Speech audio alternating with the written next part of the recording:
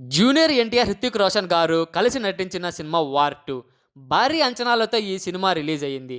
ఇక cinema story అయితే రెగ్యులర్‌గా యశ్‌రాజ్ ఫిలిమ్స్‌లో ఉండే స్పై యూనివర్స్ కాన్సెప్టే. హృతిక్ రోషన్‌ని పట్టుకోవడం కోసం చేసే ఆపరేషనే 'War 2' story line. First half అయితే జూనియర్ ఎన్టీఆర్ గారు రానంత వరకు సినిమా చాలా డల్‌గా ఉంటుంది. జూనియర్ ఎన్టీఆర్ గారి ఎంట్రన్స్ సీన్ అయితే మెంటల్ మాస్ అనే చెప్పుకోవాలి.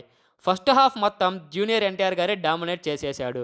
హృతిక్ రోషన్ గారి కంటే జూనియర్ ఎన్టీఆర్ గారికే ఎక్కువ ఎలివేషన్ సీన్స్ పడ్డాయి ఈ సినిమాలో. ఫస్ట్ హాఫ్ అయితే చాలా బాగుంది.